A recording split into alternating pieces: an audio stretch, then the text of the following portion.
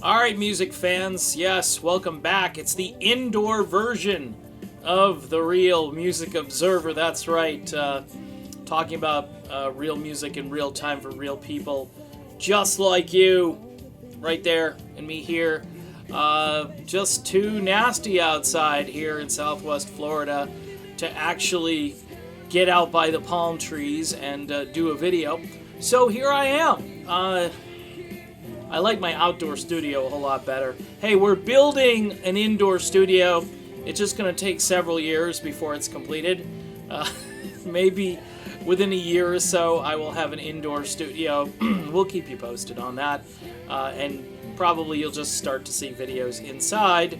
I want to talk about this whole thing where Bernie Leadon from the Eagles was not invited back for Eagles 3.0, as some people are calling it, the Deacon Fry version of the Eagles. And a couple of people have asked me, hey, how do you know that Bernie Leadon doesn't want to be in the Eagles anymore? And you know what? I don't have a rock-solid source. I heard another guy who does videos like this say in a video that it sounds like Bernie doesn't want to be in the Eagles anymore. That's really where I got that premise from. But my hunch is this, is that Irv Azoff said, hey, who's got more star power? This guy Bernie Leadon, who left the band back in the mid-70s, who, I guess, dumped a beer on Glenn Frey's head after a gig? Look, the Eagles were moving in a direction that Bernie didn't want to go in. Bernie, being a founding member, was originally in the Flying Burrito Brothers, I believe. Really took that banjo and that pedal steel and all of those sort of bluegrassy kind of instruments really seriously and wanted to incorporate that sound into the Eagles. Whereas Glenn Frey wanted to go in a different direction. He wanted to rock out. So the trade was made eventually, Bernie Leadon for Joe Walsh. Felder, who had joined prior to that, was really good friends with Bernie Leadon, and it's a little bit ironic, interesting, you may even say there might be a link here, whereas maybe Felder and Leadon had a lot in common. Both of them having skirmishes with the late Glenn Frey, and this isn't to disparage Frey at all.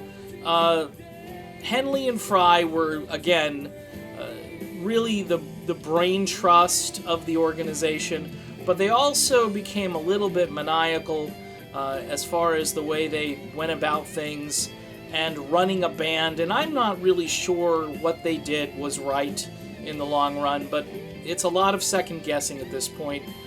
So the idea that Leadon, he did come back and play some gigs, I guess in 2013.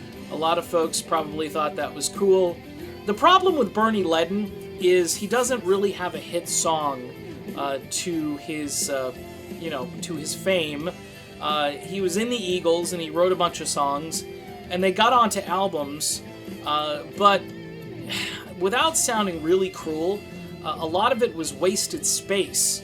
I'll have to agree with Don Henley for once, where he actually said that a lot of what Bernie did, and these are Don Henley's words, so don't get mad at me. Don Henley called it smarmy cocktail music, and I think he was really referring to Bernie's Swan song, which was "I Wish You Peace." From One of These Nights. And if you listen to a lot of Bernie's stuff after the first album, I think Bernie's music fits okay onto the first Eagles album. But then you start to notice that Henley and Frey have a completely different sound that they're trying to do. It's definitely country rock, but it's an equal hybrid.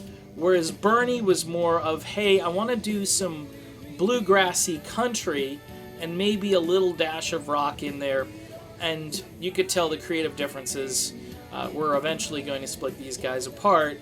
And look, Hotel California worked out, you know what I mean? Bernie leaves, and you've got Walsh and Felder, and you've got real creative juices. But again, what's even more interesting in the long run is another country rock Puritan by the name of Randy Meisner packs up and leaves the Eagles as well. And if Randy weren't in such bad health these days, I mean, it would be so cool to see him back on stage. I think Bernie probably went out there just to say, hey, I was in the Eagles, and hey, I can play still, and hey, I wouldn't mind sharing some of this wealth. And so that's my theory. Okay, I don't have a concrete source. I do have one other video guy like me who said, quote, I don't think Bernie wants to be in the Eagles anymore, unquote. But that's about it. A lot of speculation online and in the various chat rooms where yours truly is always pretty much being, trashed every single day. It's tough to do videos. Like I tell everybody, if you disagree or you've got an opinion, always start your own channel. It's really not that hard to do. For the Real Music Observer, I'm Dave, observing real music in real time, and I'll be back with more real videos for you real soon. We'll talk then.